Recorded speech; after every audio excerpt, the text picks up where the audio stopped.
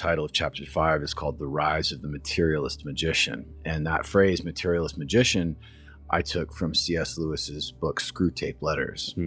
And famous book, for those that don't know, Screwtape Letters is an epistolatory novel that takes the form of a series of letters that this demon, Screwtape, writes to his nephew demon, Wormwood, right? And Wormwood is assigned a person to try to, damn to hell, right? To tempt and to enslave. And Wormwood asks Screwtape a question about whether or not it is the demon's policy to remain hidden or to reveal ourselves. And Screwtape responds that for now, our policy is to remain hidden, because if we reveal ourselves, then we cannot make materialist skeptics out of mankind. We, in other words, if we reveal ourselves, we kind of reveal the existence of the supernatural world. And we want to keep, I'm paraphrasing, obviously. In the book, I quote directly from Lewis. He says, we want to keep people in a state of materialist skepticism so that their mind will remain closed to belief in God, right? Which Screwtape calls the enemy, right? God is the enemy to these demons. And he says, so for now, our policy is to remain hidden. He's like, but we look forward to a time in the future when we can create a new kind of man, a materialist magician. And he's like, several developments on this front, may be promising on that regard. And the idea is to maintain in mankind a fundamentally materialist worldview, a skeptical worldview, but introduce elements of psychoanalysis and sexual obsession and astrology and tarot card reading that invites man to engage with what he calls spiritual forces, while refusing to acknowledge the spiritual beings behind the forces. And he said, if we can achieve this amalgamation of the materialist on the one hand and the magician on the other, a secular rationalist who rejects God but accepts the existence of spirits or spiritual forces while not worshiping them, then we will have created the materialist magician. And if we can do that, then the end of the war will be in sight, the enslavement of humanity. So they're able to have both sides. Yes. So you would manage to hoodwink people into rejecting God, but accepting essentially worship of devils. And so I call the chapter The Rise of the Materialist Magician because I open it by talking about the growing popularity on social media, particularly TikTok, of witchcraft, and especially among young women right now. There's this burgeoning interest in witchcraft, but it's not like it's sort of like witchcraft for the TikTok set. I call it moral therapeutic paganism, right? Following Rod Dreher's moral therapeutic deism, and it's very much tied up with identity and feminism and living your own best life, and it's sort of like this empowerment witchcraft, but it's so it takes on the kind of the trappings of identity politics, identity affirmation and feminism, and female empowerment, but at the same time they're opening themselves up to real spiritual forces, and they believe, and they're not wrong to believe, that there's real power behind it, right? That can affect things in their life, their circumstances, in their world. And so they see themselves as tapping into a source of power, obviously, like in their mind for good, right? And even name like certain like familiars, and like will invoke pagan gods of the past. So like this one teenage girl in Texas that the Washington Post profiled a year and a half ago is cites as her she's a TikTok influencer, a witchcraft influencer, cites as her familiar Hecate, an ancient Greek goddess. Okay. Right? Now, so she's using that name as she does these things. Like that's part of her. Yes, ritual and she's identifying Hecate as her like patroness or whatever. Okay. And her boyfriend is into this stuff too, and his familiar is Odin, right? Okay. The Norse god Odin. So they are explicit about the fact that they are like reaching out to these beings for like guidance, and they disclaim any notion that they're worshiping them. They're like, it's not like worship, it's more like, a partnership. Yeah. And it's like I couldn't have like come up with a better example of what Lewis was describing in the Screwtape Letters than what these like teenage young people were talking about as they described their practice of witchcraft. Don't you say like in the piece they kind of even still mock Christianity and organized religion, and they'll say, well, they've got that blind faith and they worship God and whatnot. So we're very rational. We don't buy any of that, but at the same point, they're still engaging in these spiritual things with gods. They don't call it worship because they want to still be in charge, but the point is that them being in charge is actually a facade, right? Yeah, because they want to. Because just like Screwtape says, their mind is closed to belief in God, so they don't say what they're doing is praying to these creatures. That it's more that they're like journeying with them or whatever. What kind of therapeutic kind of narcissistic language that they employ there. But as I say in the book, whatever it is that they say they're doing, they are calling on a demon.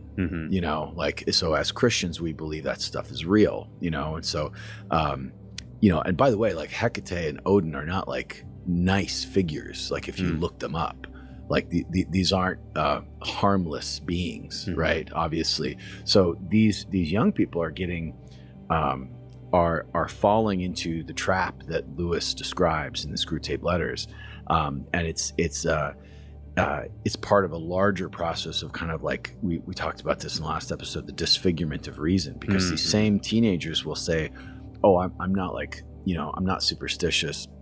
I believe in science and stuff like that, but at the same time, I'm also going to like burn sage and like come up with this potion, and do all this stuff that's like totally has, is totally foreign to the Western scientific mind. Yeah.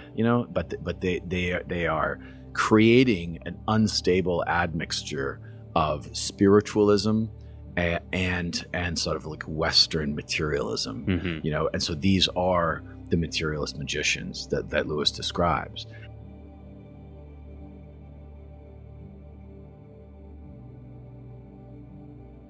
Milton never claimed this to be some new revelation or new religion from God. It is a picture, a portrait of our history of humanity and the hope we have for the future. Which is why it's a shame to me that most people think of Paradise Lost as the E-Boy Satan story. Which, no joke, if you hear people talk about, they're like, oh yeah, that's the one where they made him like a sympathetic character. And if by sympathetic you mean they took him from being just like a goat head demonic depiction into a creature with beliefs and ideas, then sure. But the number of people I see who read this story and are like, was Satan the good guy? Is phenomenal. Like if you look up any academic source about Paradise Lost, you'll find something that's like, was the devil the protagonist? Is this story a critique of heaven? To the degree that whenever I finished reading it and then was reading these articles, I'm like, did I miss something?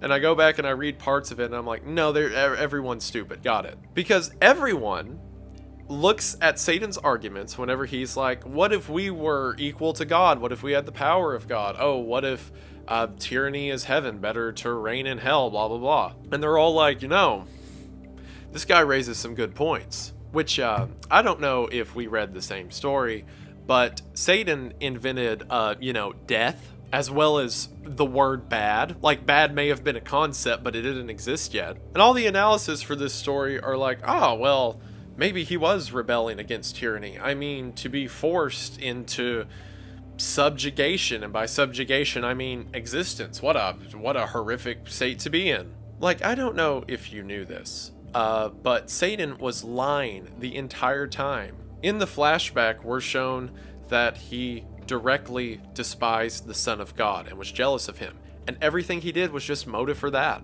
He didn't look at the socio-economic factors of heaven and decide that there needs to be change. He felt envy, and he convinced others to follow that envy. And even if there was like some problem, which there wasn't, but even if you feel like there was some problem, is inventing bad justification for that? Like, oh, this archangel, he definitely deserved to be by God's side. That's why it's justified that he made death. Like, I'm sorry, did the snake write this? I know if like you're not familiar with this story, that's a weird tangent to go on, but I'm telling you, every analysis of this story is like, wow, it's so wild that a Protestant leader from the 1600s made Satan the good guy. Which, yeah, if you have a second grade reading level, I can only imagine the person who feels that way.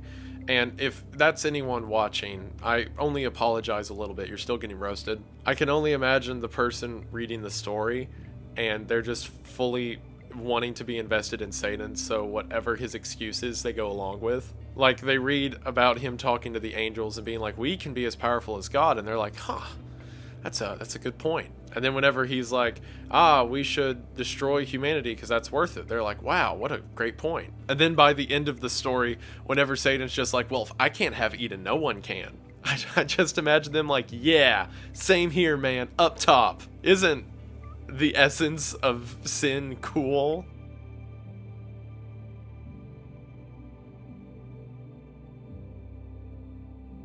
So this was a couple years ago. I was with one of my buddies who now I just baptized recently, praise God. But I went there with one of my buddies. It was in downtown Los Angeles. I went to this warehouse, right? I'm meeting with the producer. He's making me a beat because I was making music at this time. The beat was cool. I was like, awesome. Maybe we'll be working together. And after the studio session is over, he pulls me aside and he basically gives me a tour around the whole warehouse. And I'm starting to notice, like, this warehouse is kind of creepy, Like, there's demonic gargoyles all over the place. I didn't know, like, all this I didn't know about Satanism or Luciferianism. So I just, in my mind, I'm, like, thinking, oh, this guy must like Halloween every day, Like, that's really where I was at. But as he showed me around the warehouse, I'm seeing all this demonic imagery. And then he pulls me aside after, the producer, and he says, hey, check out what we do with the studio after hours. He shows me a video on the Vimeo platform, which is like another video sharing platform. And it was just like a demo reel of what they do with the warehouse. I had to witness this with my own eyes for me to even believe that this stuff was going on. In the video, I saw a woman trapped in cages with black bunny ears on, and they were cutting their wrist in the cages with blood spilling out of it. And then there was other, video content of people just dressed in demonic clothing, and it was actually a video demo reel for a Luciferian worship swinger party. And I'm like, what the heck did I just watch, I mean, and back in the day, I was kind of a dark person too, but that was really dark for me, to the point where I was like, oh my gosh, like, I don't like this guy. Like, this guy's weird, And he, wanted to invite me to it. And I was like, oh, yeah, I'll let you know, bro. Like, what he just showed me was the creepiest thing I ever watched. And he's like, yeah, we got all these celebrities coming here. He listed some names of the celebrities, some musicians that are very popular today. I was like, yeah, dude, I'll let you know. We'll stay in contact, and never hit him up again. You see, when people get initiated into the occult and into Luciferianism, they're never initiated by force in the beginning, right? They're given an invitation. It's kind of like a warm invitation. Like, let me see where you're at with this. Like, does this demonic stuff resonate with you to where you want to just check it out or be curious, right? That's how the occult will reel you in, off of curiosity. And so that was my encounter of the Luciferian network trying to reel me in. And I wasn't even like a A-list celebrity or anything like that. I'm just a guy that makes social media videos. But still, like, that demonic network in Hollywood is so strong. Like, it's not just the A-listers that they try to reel in. It's a YouTuber like me, And I'm like, oh my gosh, this is really wicked. So I brought that up because when I went to do the research during the lockdown and I saw that Satanism was very prevalent in Hollywood and in the government, I'm like, well, I know that's true because of the experience that I had dealt with when I was living in Los Angeles, right? I needed to go through that in order to not write off these things as like conspiracy theories, right? Because some people can see that and they can be like, oh, that's just wacko conspiracy theory stuff. That stuff doesn't exist. But it's like, no, it does. I saw it with my own eyes.